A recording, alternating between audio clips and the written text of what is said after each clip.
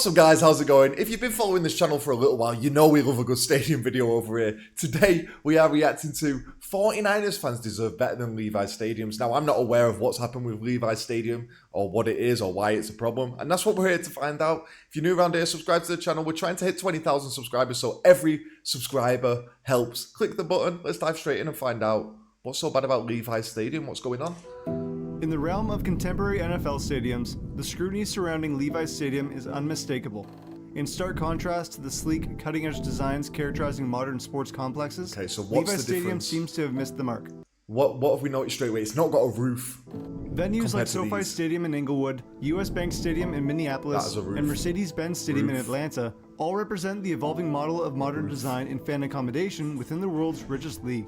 Yet despite opening 5 years after the NFL was introduced to gems like Jerry World, Levi Stadium remains an unenthusiastic representation of the 49ers' departure from Candlestick Park.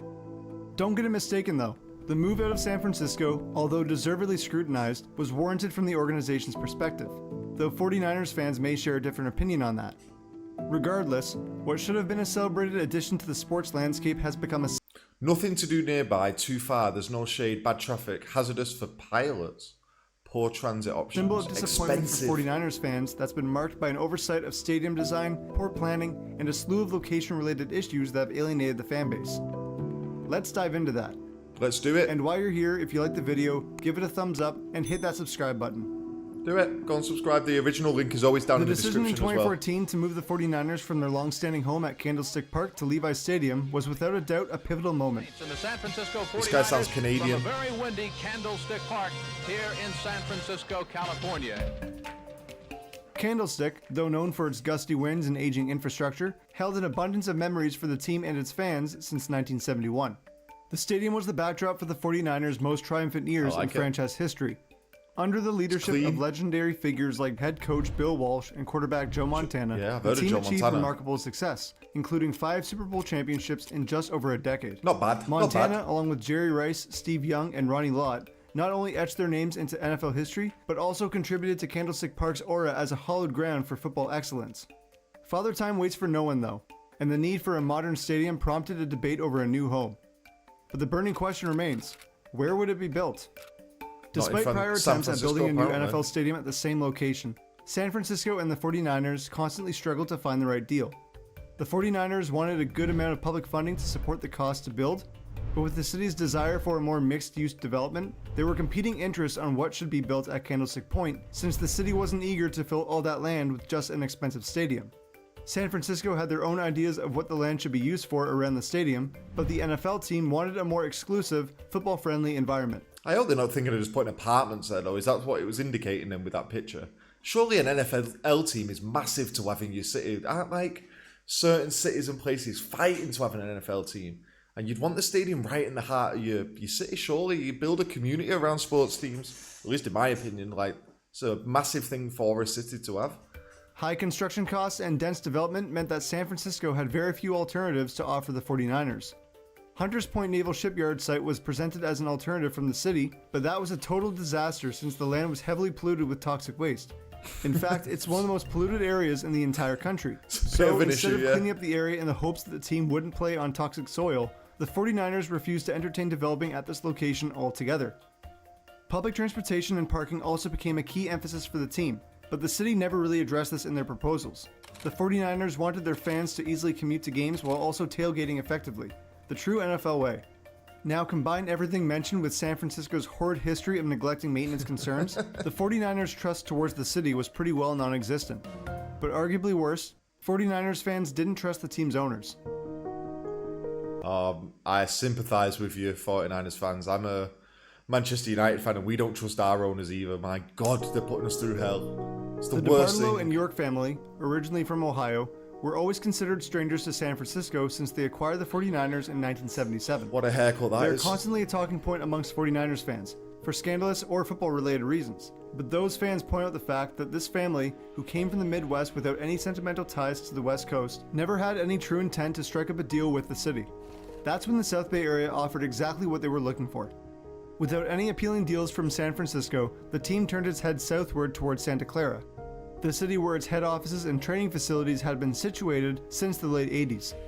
Santa Clara is also at the heart of Silicon Valley, the tech capital of the world and one of the wealthiest pockets of the entirety of the United States. Okay, To the makes sense. 49ers, Santa Clara's proximity to tech I've heard of Silicon Valley, but I've never heard of Santa Clara. I thought Silicon Valley was in San Francisco, but my US geography obviously isn't quite there, giants guys. presented an enticing opportunity for corporate partnerships, sponsorships, and wealthy fans to attend games. The allure of an improved revenue stream from the region's deepest pockets was undeniable. What's that? However, this geographic shift, as great as it seemed on paper, massively affected the fan base. From the get-go, the leap from San Francisco to Santa Clara brought with it an unintended yet predictable consequence: the estrangement of a loyal fan base.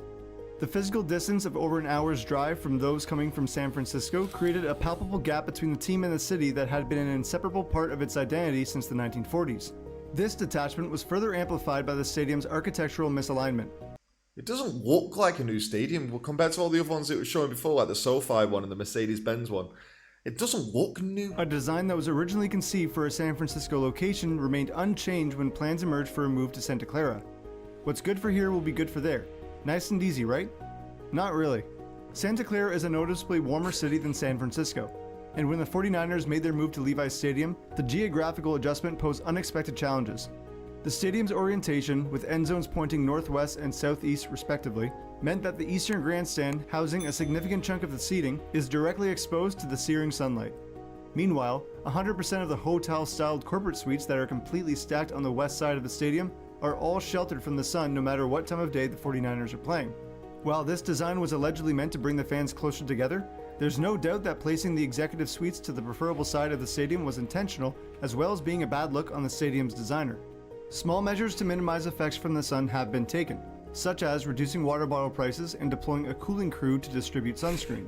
But these initiatives have proven to be inadequate against the sweltering heat that's If you go to Levi Stadium, please let me know down in the comments how much do you pay for a bottle of water. I bet it's still way more expensive than you'd pay in a shop, right? especially prominent during early season games when temperatures are at their highest point.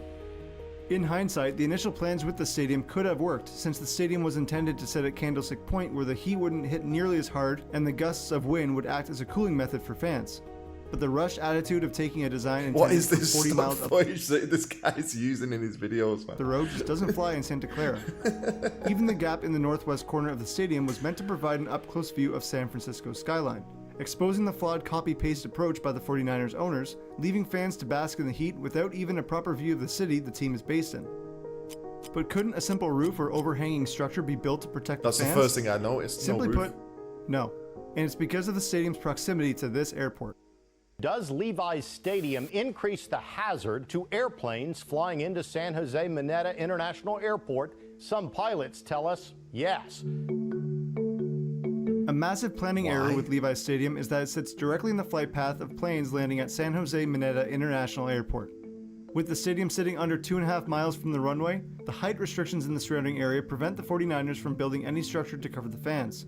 The team has been about as vocal on the issue as its own supporters, pretty much telling them to tough it out during the early stages of the regular season, with the team's hands being tied. Coincidentally enough, even aviators detest the stadium, since the lights from the grandstands and video boards are drawing complaints from the pilots passing by Levi Stadium when landing or taking off. Despite all these drawbacks though, Levi Stadium isn't a dump. In fact, in terms of its How much extra height would a roof add? Is that a legit thing? Seems a bit weird. It said it was close, right? But it was a couple of miles away, did it say? Don't know, it seems like a weird one, that. technology, it's considered to be pretty innovative despite not looking grand and modern like complexes belonging to the Cowboys or the Falcons. Among other features, the ground is equipped with high-speed Wi-Fi and a dedicated mobile app to stay connected, order concessions from your Should hope seat, so if it's and in access Silicon real-time Valley. game stats. At the time of its opening, technology like this around a 70,000-seat stadium was a rarity. But with all this advancement in certain areas for their fans, it's the traditional experiences that are being ignored by the team, all for a larger runway of opportunity on the balance sheet with potential sponsors around the corner from the ground. And to add fuel to the fire, the area sits And just going back to that a minute, who cares about Wi-Fi speed at a football stadium? Like, I mean, if you go to Old Trafford, which is where Manchester United play, your phone doesn't work. It just doesn't. You can't get no signal. The only annoying thing that is for me is I've sometimes like to place a bet on the game, and that can be frustrating. But apart from that, I'm not going to be on my phone at a football game. I'm going to be watching the game. I'm going to be singing and cheering and drinking, and you know what I mean. I'm not on my phone. in a soulless neighborhood that's not even remotely close to where fans live, making the pre-match and post-match experience a long-winded journey. I don't need fast Wi-Fi speeds at a As football previously match. mentioned, being situated more than 40 miles away from major urban centers like San Francisco has presented one of the most prominent challenges for 49ers fans. This geographical distance has made game day travel more cumbersome and time-consuming for those coming in from the big city.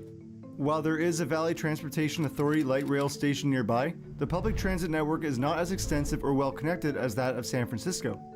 This limitation has made it less convenient for fans who rely on buses, trains, or other forms of public transportation, with wait times to get into transit cars reaching 30 minutes after some games. Parking at Levi Stadium has posed another major challenge, with limited It's not that bad, 30 minutes. It's not ideal, but it's not terrible, is it? 30 minutes in that long to wait to get on some public transport. I mean, we have similar things to that in England outside stadiums. It's tough. It's tough to accommodate that many people leaving an area all at the same time. It really is. With parking available and high demand on game days, congestion around parking lots has become commonplace. Not only does this lead to longer wait times and more frustration for fans, but it also results in additional costs due to expensive parking fees. Plus, besides the theme park a few steps away from the stadium, standard, really. the lack of shops contribute to the soullessness in the area that's filled with suburban homes and corporate offices, which means fans only come down to 49ers games, then leave right away. This annoying. maximizes congestion when leaving the venue. At this point, we know that the location of Levi Stadium is convenient for the owners and to some extent the team. The stadium was built to be 40 miles north, closer to the city center, and clearly favors those watching games from a suite. And while it may sit in a lifeless area, it's still pretty convenient for rubbing shoulders with corporate players. It might be naive to think a new stadium in this day and age would never try to cater to those with corporate interests, but there's little room for excuses by the 49ers and its owners with how blatantly they've alienated the fanbase. But with all of this in mind, has this cluster of flaws and drawbacks made any impact inside the stadium whatsoever? Not one bit. While the 49ers' journey from Candlestick Park to Levi Stadium marked a notable shift in the narrative surrounding the team, the bleachers have remained full. The anticipation of a modernized fan experience in a faraway The owners are laughing their way to the bank at the expense of the fans. I mean, it's tough, innit? It's just the way it goes. stadium stole the headlines and drew criticism, giving way to division and discontent. Yet the team has averaged an attendance above the stadium's capacity nearly every year since moving to Santa Clara. Fans may call it a billion-dollar blunder, but the bet to move the 49ers away from San Francisco is working in favor of the York family. Maybe it's because Californians can adapt to the heat, or because only 8 or 9 home games in a season is worth making the effort for. Unlike baseball, the demand for NFL football far outweighs the supply, and finding poor attendance records across the league is a rarity. Sports franchises in North America will move out of state at a drop of a hat, and 9 times out of 10, the fans will still show up. When contrasted with sports in Europe, where the team belongs where it began, any minor change will see a significant uproar from its loyal supporters. It's a reminder that just like the rest of the NFL's home fields, there's little to romanticize about. Levi Stadium is a corporate sandbox dressed as a football stadium, which is something fandom shouldn't be about, but it's the reality of the sport. It's pretty ugly, in it from the outside. It's got no soul. It's got no life. Like, some of these modern stadiums do lack soul anyway, like personality, but they're kind of like sleek and they look modern. This is kind of just, I don't know, maybe I'm just getting a bad perception because the video is heavily leading me towards hating this stadium, but even if you showed me this at a glance, I don't think I'd be a fan. World today, and 49ers fans will be calling it home for the next several decades. It serves as a stark reminder that even the most well-intentioned decisions on the balance sheet can yield unintended outcomes. And in the larger tapestry of professional sports, it stands as a testament to the far-reaching impact of missteps and miscalculations. But when fans continue to show up in droves, expect these patterns to continue. Yeah, that's the problem. And what do you do? If you made it this far, thanks for watching. So it's a tough one with your sports team when you don't agree with what's going on in terms of ownership or like decisions being made at the club, but you still want to support your team, you know what I mean? You've grown up supporting that team. Your whole life you've been supporting those players on the pitch. And it's not the players' fault either. You want to go to the games, you want to support the team, show your love for the team, but at the same time you hate the owners who are in charge. It's always a tough one, and I sympathise with the fans in that because we're going through a very similar thing at Manchester United. We're probably going through it worse, to be honest. We ain't getting no new stadium anytime soon or any renovations made to our current stadium, which massively needs it. Not to sway this towards Manchester United though, but if you know about the Glazers, you know. But this video, you let me know what you guys think of Levi Stadium. I'm especially interested if you are a 49ers fan and you have visited Candlestick Stadium and now Levi Stadium. What's the differences for you? Have you found it to be a nightmare? Or is this video over-exaggerating? You guys let me know, because you know better than me. Please do subscribe. Like I said, 20k is in our sights. Let's try and hit that. Give the video a like, leave those comments down below, and I'll see you for the next one. Take it easy. Peace.